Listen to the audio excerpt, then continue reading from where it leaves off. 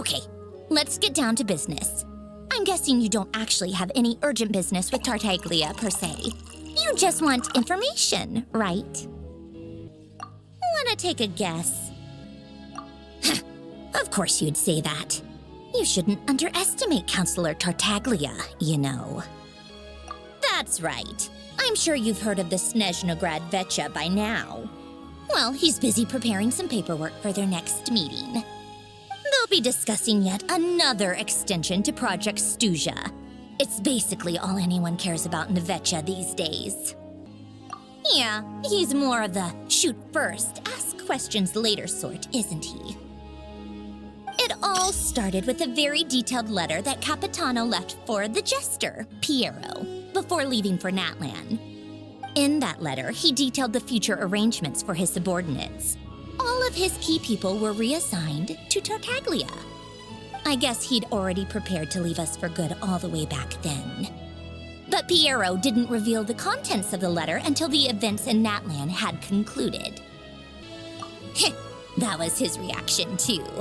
Why me? With a bewildered look on his face. He'd always assumed Capitano looked down on him. He was a man who kept his thoughts to himself and barely spoke to him the whole time they'd known each other. But he occasionally brought Tartaglia along to my tea parties back in the day.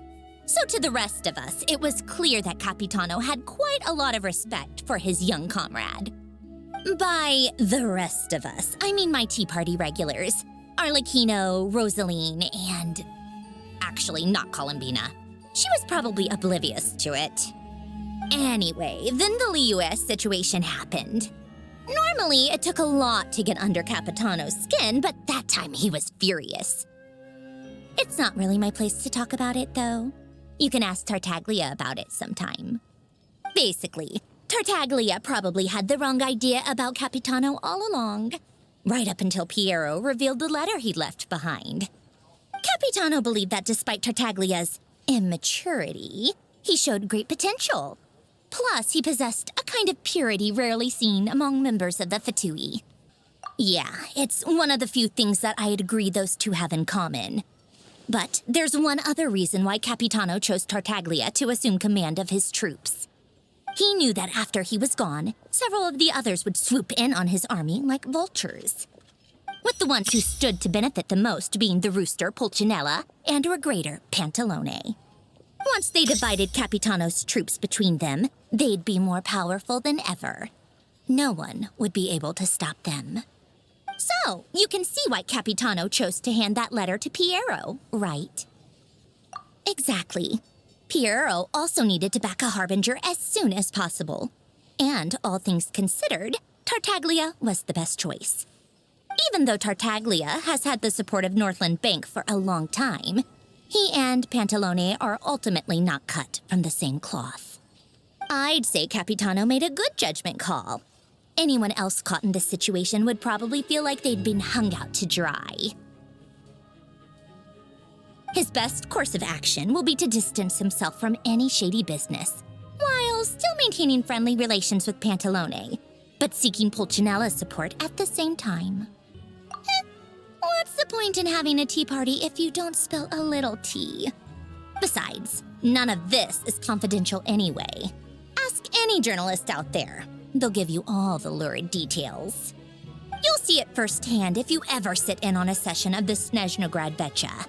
All the factional strife, whether open or unspoken, it plays out for all to see in that one little room. Having a voice in the Vecha is the only way to steer policies in your favor. So, every person in that room represents a particular interest group. Pantalone, for instance, represents the financial sector, and Tartaglia represents the Fatui soldiers. Personally, I have no interest in political jousting, but since I have a number of engineers and researchers under my command, I have to make their voices heard. Then there's Pulcinella, the linchpin of the Vecha. He represents politics itself. Everything involves him, so nothing can bypass him. Any issue that comes up, he knows how to mediate. That's what the Tsaritsa values most about him. I'm starting to see why everyone is so frustrated with the way things are, but also powerless to change it. A complex web of interests connects all parties involved. And the Sarisa sitting at the top adds another layer of complexity. It must be nearly impossible to come up with a perfect solution. All right, I'm done carrying this conversation. Time for you to answer a question of mine. You must have known that you can get the info you needed from me. So why was Tartaglia the first person you asked to see and not me? I just don't understand, that's all.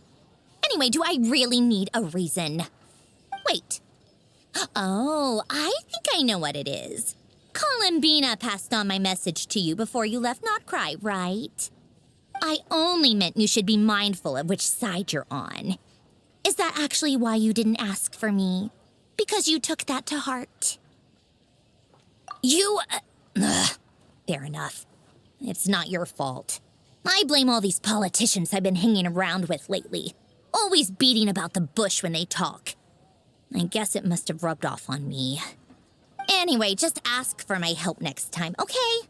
Little things like this are no problem.